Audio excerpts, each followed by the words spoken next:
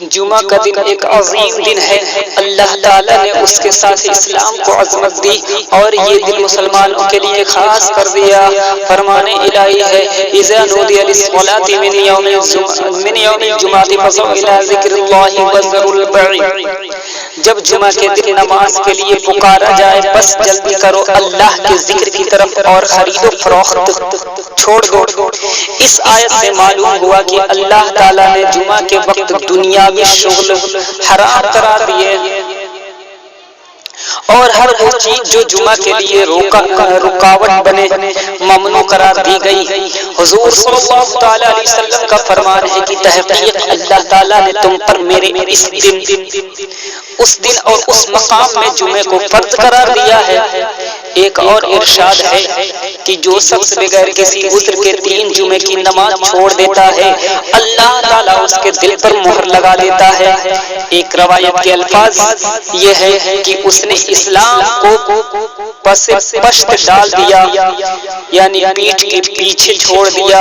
ایک شخص حضرت ابن عباس رضی اللہ تعالیٰ عنہ کے پاس متعدد بار آتا رہا اور ایک ایسے شخص کے متعلق پوچھتا رہا جو مر گیا اور نماز جمعہ اور جماعتوں میں شریک نہیں ہوتا تھا۔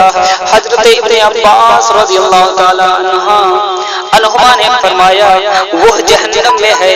وہ شخص پورا 1 مہینہ ہی پوچھتا رہا اور آپ یہی کہتے رہے کہ وہ جہنم میں ہے۔ حدیث شریف میں ہے کہ جمعہ کا دن دیا گیا مگر انہوں نے اس میں اختلاف کیا، لہذا یہ دن ان سے واپس لے لیا گیا۔ اللہ تعالیٰ نے ہمیں اس کی ہدایت کی، اسے اس امت کے لیے مؤخر کیا اور ان کے لیے اسے عید کا دن بنایا، لہذا یہ لوگ سب لوگوں سے سبقت لے جانے والے ہیں اور اہل کتاب ان کے تابع ہیں۔ حضور صلی اللہ علیہ وسلم فرماتے ہیں کہ سب سے عمدہ دن جمعہ کا دن ہے۔ حضرت انس رضی اللہ تعالیٰ عنہ سے مروی ہے کہ حضور صلی اللہ علیہ وسلم نے فرمایا میرے پاس جبریل آئے، ان کے ہاتھ میں سفید آئینہ تھا، انہوں نے کہا یہ جمعہ ہے، اللہ تعالیٰ اسے آپ پر فرض کرتا ہے تاکہ یہ آپ کے اور آپ کے بعد آنے والے لوگوں کے لیے عید ہو۔ میں نے پوچھا اس میں کیا یمن و برکت ہے؟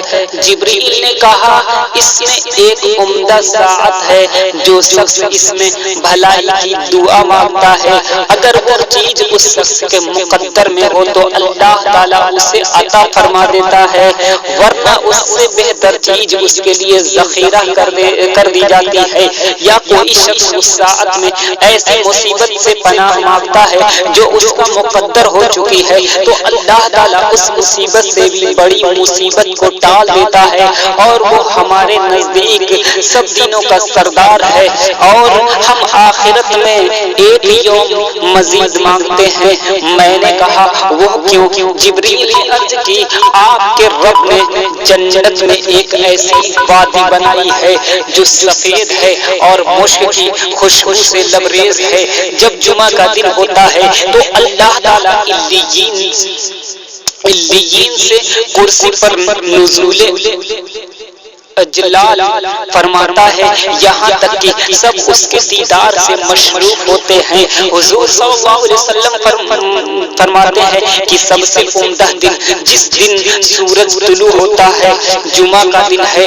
اسی دن آدم علیہ السلام کی پیدائش ہوئی، اسی دن وہ جنت میں داخل کیے گئے، اسی دن جنت سے زمین کی طرف اتارے گئے اور اسی دن ان کی توبہ قبول ہوئی، اسی دن ان کا ہوا، اسی دن قیامت قائم ہوگی اور وہ اللہ تعالیٰ کے نزدیک یوم مزید ہے۔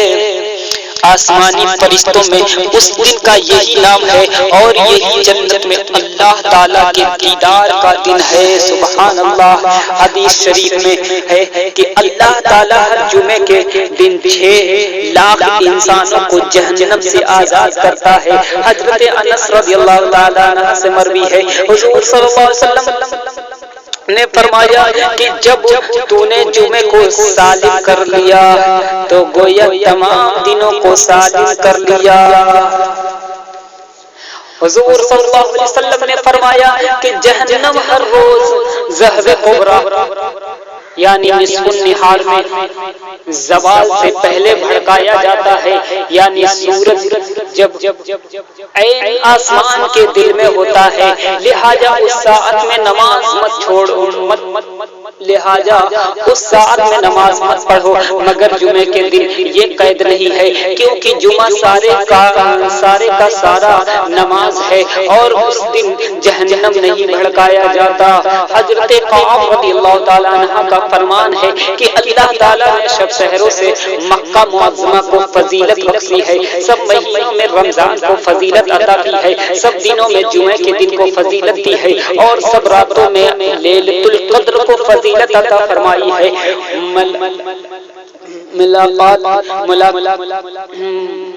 سب دنوں میں دوسرے سے ملاقات کرتے ہیں اور کہتے ہیں اللہ اکبر قربان جاؤ۔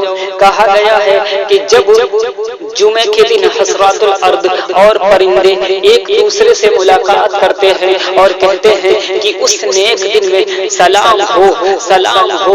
نبی اکرم صلی اللہ علیہ وسلم فرماتے ہیں کہ جو شخص جمعے کے دن اور جمعے کی رات کو فوت ہوا، اللہ تعالیٰ اس کے لیے 100 شہیدوں کا ثواب لکھتا ہے اور اسے قبر کے فتنے سے بچا لیتا ہے۔ سبحان اللہ۔